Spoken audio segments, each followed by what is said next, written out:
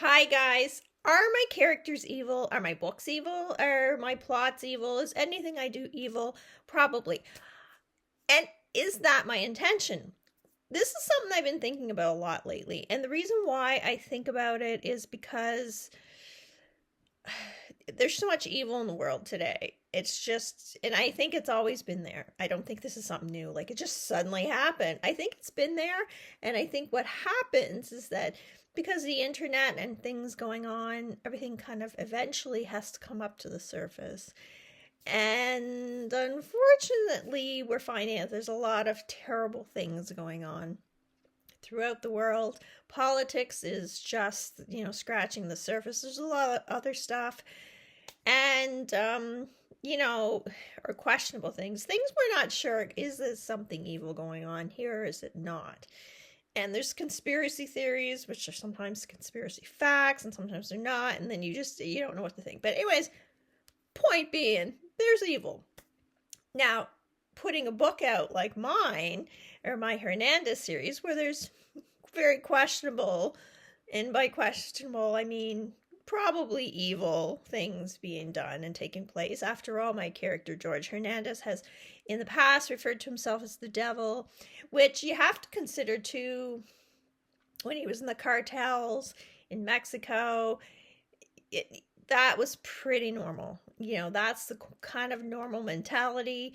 And not only, it's like the mob or a gangster, any of that, it's not even, yes, there you have to have that side of the character, but you also have to consider they always have to show strength. They have to show sort of that don't fuck with me attitude. And you really have to present it strongly because otherwise your enemies move in. There has to be a sense of fear there. So anyways, I'm getting off. I'm not trying to justify. I'm not trying to justify. I'm just saying that's where that character comes from. And as I've said many times, I didn't start this Hernandez series expecting to write the Hernandez series. I started with one book, and I should have brought it here with me today.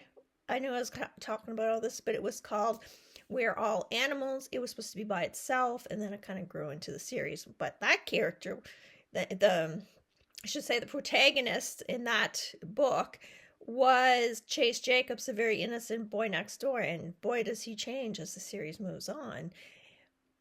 And that which can happen with life circumstances, and we're not going to get into that all. Like, if you want to understand these kind of things, go to Jordan Peterson. He's the expert. I'm not. On psychopaths and stuff, he talks about that kind of thing all the time, and narcissistic personalities and so on.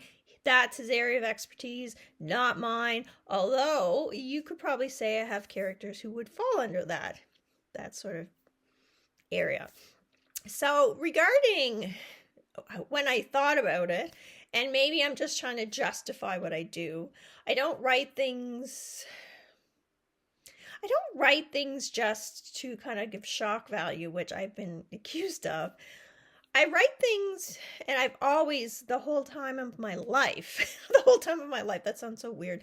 The whole time that I've been writing in my life, I should say, not just the whole time of my life, even I used to write lyrics for songs, which I didn't actually, I just had in my head, and way back when, I always kind of wanted to write something that people thought about, that gave them food for thought, that made them think and consider, little hints, little tidbits here and there.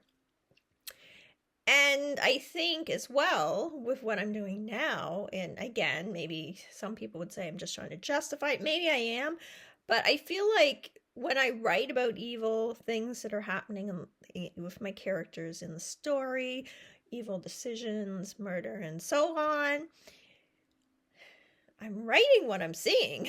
I'm writing what I think's going on.